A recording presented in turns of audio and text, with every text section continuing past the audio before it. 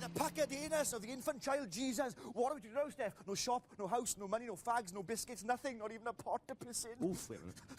Oh, you top, you are. We are supposed to be the critical Ubermensch of overwordy opinionationism, the poet, warrior, philosopher, boy, kings of rented metered releases, Steph. Oh, it's better. Look at that. Wait a minute. So what do celebrities do when they're in the gutter then? Oh, fuck. Maybe it's time I ditched Steffi boy and carried on my career as a Z-list celebrity in my own right. No, Steffi boy, we must stick together. And there's only one thing to do when your career, like your pants, is on the skids. What other proto-celebrities do? Charity work! This week we've got some 80s film noir, the Hells Angels ride again, God's word's called into question, and mankind is under threat. But first up in our charity special, Dogma, which sees fallen angels Loki and Bartleby, played by Matt Damon and Ben Affleck, hatch a plan to amputate their wings, therefore becoming mortal, so that they can be absolved of their sins by the new Right On Church's Catholicism WOW campaign. But if this were to happen, that would mean God was wrong, so kiss the world goodbye, and that just won't do. So God's official spokesman, Alan Rickman, is dispatched to coax a disillusioned churchgoer into stopping those mischievous boys. Brian Shit from Hendon just phoned up. He's been wearing his Daniel Day-Lewis body warmer for 17 and a half years. He's raised 11 drachma for charity. Good old Brian Shit! Stand back.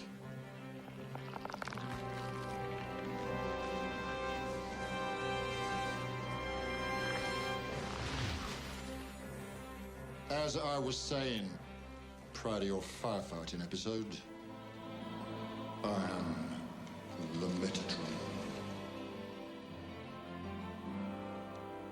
Don't tell me the name doesn't ring a bell. You people, if there isn't a movie about it, it's not worth knowing, is it?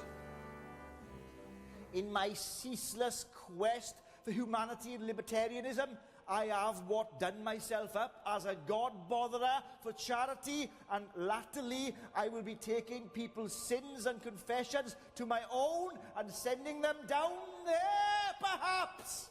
But before that, listen, ye children.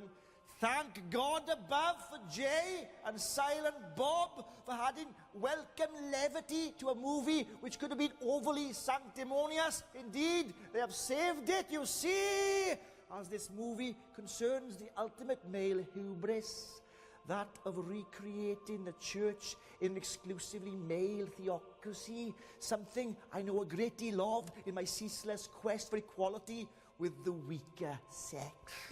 Bless me, Father, for I have sinned. Unburden your sin into my bucket, child! I put off doing the housework till Thursday when I know I could have quite easily done it on the Tuesday. Jesus Christ! Have you never fantasized of having guilt-free casual sex with 14 and a half stone of Welsh lard? I really don't think a killing spree is gonna make things better. Killing spree? I'm talking about divine justice here. I'm talking about raining down fire and brimstone, punishing the wicked. He's all about that. I know he'd want this done. There hasn't been an angel of death since you quit. Doesn't that mean anything to you? And besides, what if you're wrong like you always are? If I'm wrong, which I'm not, it's not gonna matter. We're gonna pass through your arch thing anyway. We're gonna be forgiven. No harm, no foul. Well, he does hate competition. I will say that. And your movie certainly falls under that heading. All right, where is this church we have to go to? New Jersey. The rededication ceremony's in 4 days.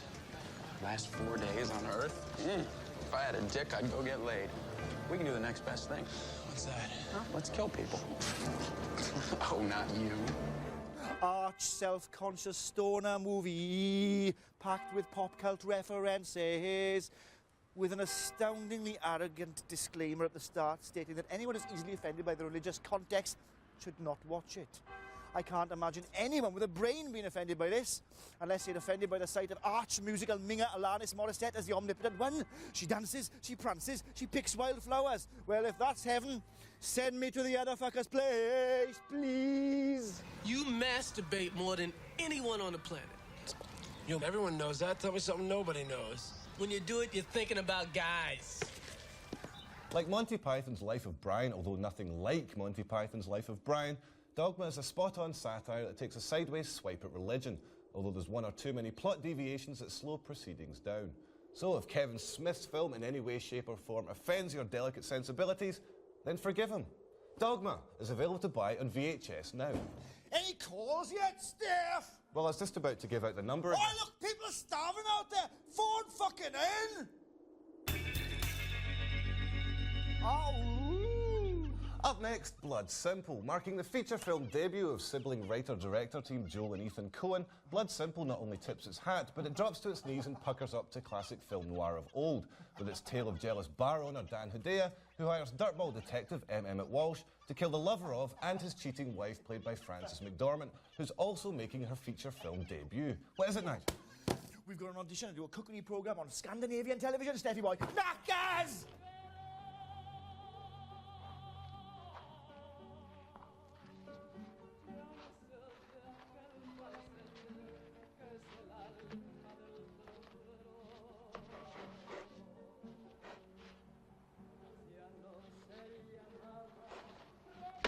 They tone down the black comedy aspect and bring the dark noir menace to the fore, which I like, you see, because it doesn't get too knowing, which I think is a sad, sick, lazy conceit of a lot of modern movies, constantly doffing their hat in humble homage to other films. Indeed, that is evident in the recent work of the Coen brothers. Nige, Yeah? how am I going to go with Swedish television if I don't actually know how to speak Swedish? You shall learn, big man, you shall learn! Opal?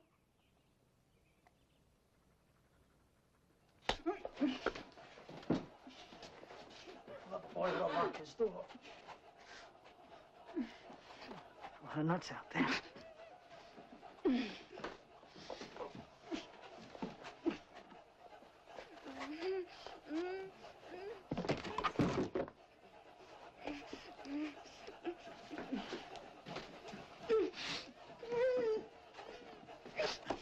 Let's do it outside, in nature.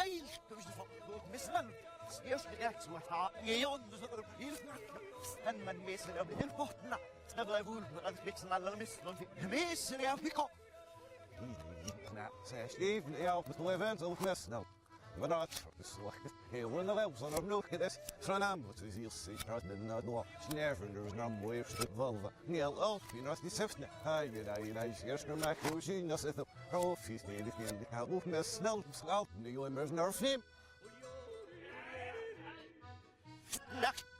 Leg you sits national is no way all die vet sauce. And this week's top 5, we've got some of Bruce Lee's best bits on the brain. Yes, the ultimate six-pack's back. And I don't mean Peter Andre. It's Bruce Lee, and at number 5 is his familiar war cry, the sound of a cat on heat. Then at 4, Bruce gets that strategically shaven ape Chuck Norris by the short and curlies in Way of the Dragon. Number 3, poor Bruce was always pitted against bearded fat members of Crosby, Stills, Nash and Young. Guys who looked like they'd be happier sitting in a jacuzzi with a floozy with an Uzi. And at number 2, a young Jackie Chan gains the admiration of his peers with this stunt.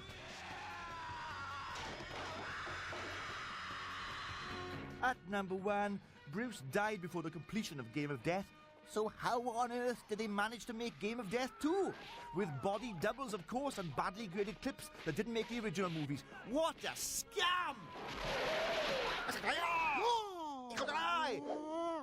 Up next, Hell's Angels on Wheels. 2 years before Jack Nicholson claimed, "Sure, I got a helmet in Easy Rider," he starred as Poet, a recently sacked gas station attendant who hooks up with the Hell's Angels, where he finds honour amongst thugs and a newfound extended family, plus a loose-moral, tightly clad girl who teases his winning personality and impish smile combination. Dirty phone call, now. No, Asthma Anonymous, Steph. Where did you get this piece of garbage truck, huh? You want to pay for the busted headlight?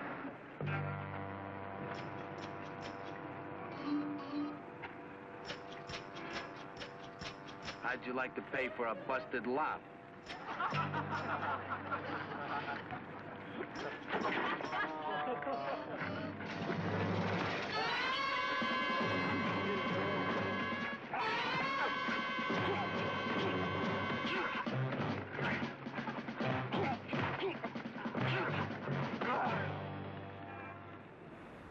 The social disaffection that infected the hearts, minds and souls of the 1950s and 60s teenage American today looks to us more like the precocious outbursts of Kevin and Perry type teen angst.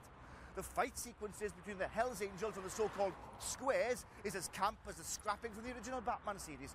Okay, the cinematography was obviously an influence on Easy Rider, but the story is as pathetically preposterous as piss at room temperature. You know what they say? The bigger the bike, the smaller the cock. I'm looking after this for a friend, honest. Room! Room!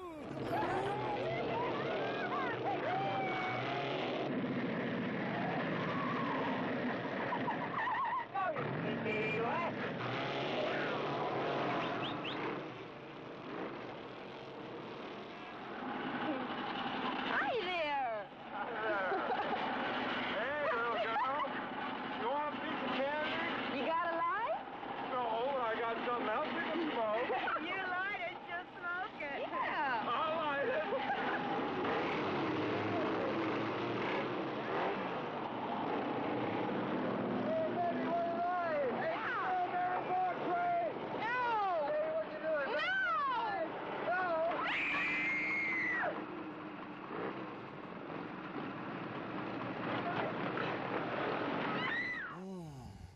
Some hellcat mink sure is on heat.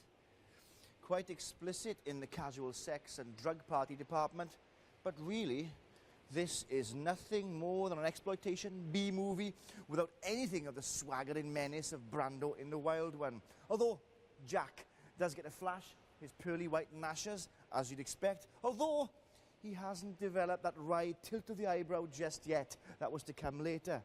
And you'd excuse me for being somewhat ageist and sexist if I say that the leading lady was a little bit older than 21, so Jack wouldn't have fancied her way back then, and he certainly wouldn't fancy her now, because he likes me young, doesn't he? Old fat Jack.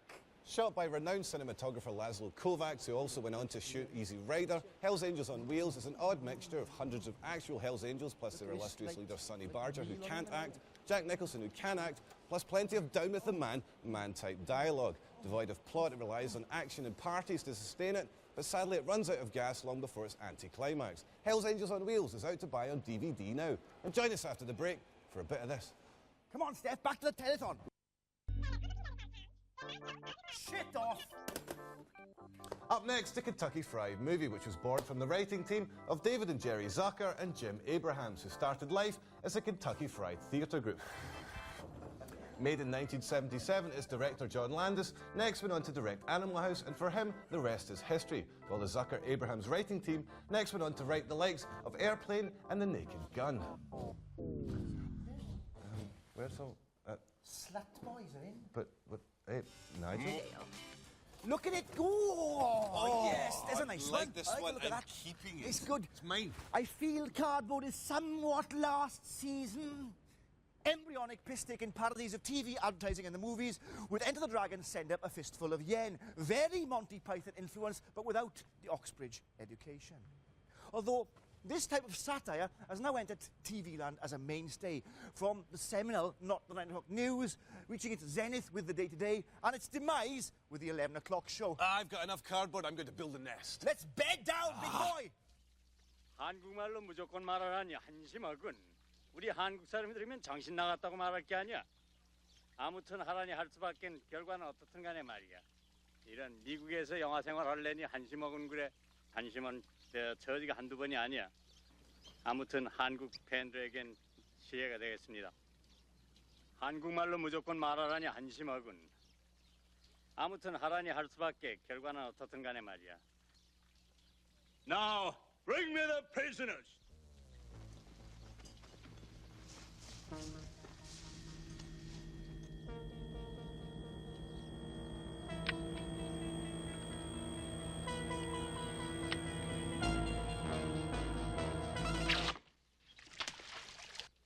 Now, take Take him to be tortured.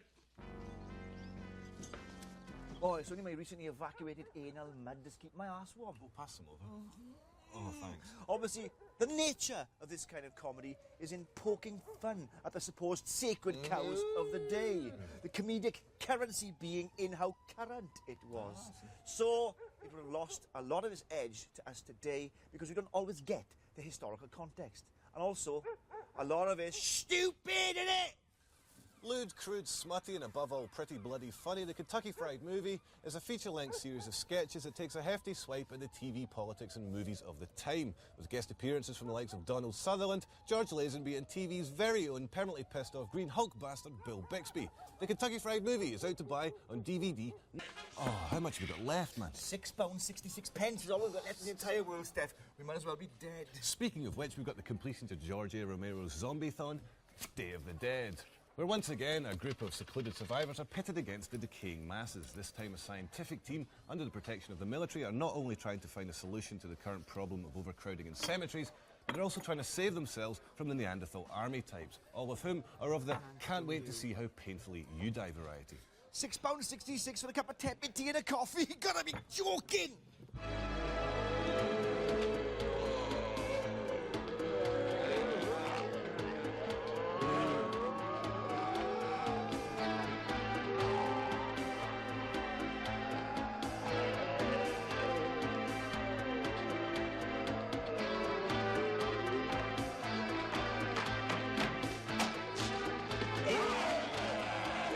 Wanted dog fluffer. What's the hours and what's the pay, you know what I mean? The blurb on the front of the box states, this is the darkest zombie movie ever made. And it is indeed literally that. As it was all shot in some dark, dank, massive underground silo somewhere and quickly becomes stiflingly, suffocatingly oppressive.